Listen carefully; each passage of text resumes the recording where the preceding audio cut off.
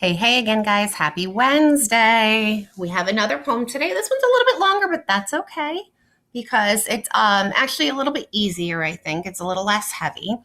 It's called East 149th Street Symphony for a Black Girl. It's by Terry Ellen Cross Davis, and it was written in 2016. So that's a huge departure from the poem we read yesterday, which was written in the late 1800s. Okay, so this is a very modern poem about a Black girl living on East 149th Street, which is in New York City, I believe Harlem. Okay, so let's read about the author quickly before we get into the poem. Terry Ellen Cross Davis is a contemporary poet, meaning that she's pretty recent and she's modern, whose work is known for using small personal moments to explore more universal themes. So little things that happen in life, what is the big meaning behind them? Her poetry also focuses readers on the experiences of women and people of color in America. This poem comes from her 2016 collection, Haint. As you read, take notes on examples of imagery in the poem. Okay, so now we're going to go ahead and do step 1 and 2 of reading poetry. Step 1 is to make sure that we're reading the title as part of the poem. Step 2, we're reading it out loud, beginning to end, and we are jotting down just initial reactions that we have. Here we go.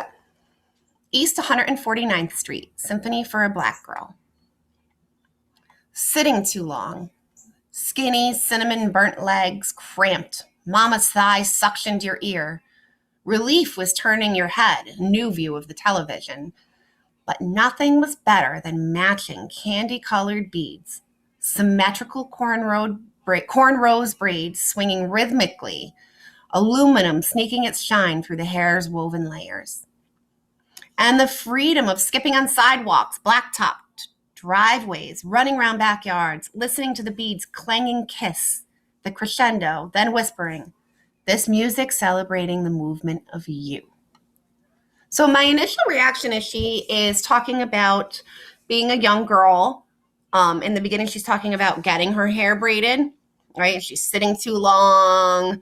Her legs are cramping up.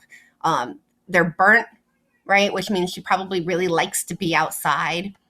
But then it was so great to have them done, to have those braids done and have those cool candy-colored beads in them, and then going outside and actually being able to move and skipping and running and hearing those beads kind of clang next to each other or against each other and just feeling this freedom of movement and feeling like almost renewed, right? By having her hair done, by having those pretty colors in it and having them move around, feeling free and authentically her. So now that we've done step 1 and 2, we can move on to step 3, which is to analyze each stanza. Remember, stanzas are poetry paragraphs. So we're going to click on our annotation tool, and now we're going to go in and we're going to read each stanza individually and see what we think that they mean. Sitting too long, skinny, cinnamon burnt legs cramped, mama's thigh suctioned your ear. Relief was turning your head, a new view of the television. So as I said before, I think she's saying burnt legs, cramped, right? So she is sitting. Oh no, where is it? Sitting for a long time, getting her hair braided. We know she spends a lot of time outside. She wants to be moving. So that's what we have for the first one. And I'm just going to erase this step 3 thing here since it's blocking our annotations. Okay, so there we've got stanza 1. Now stanza 2.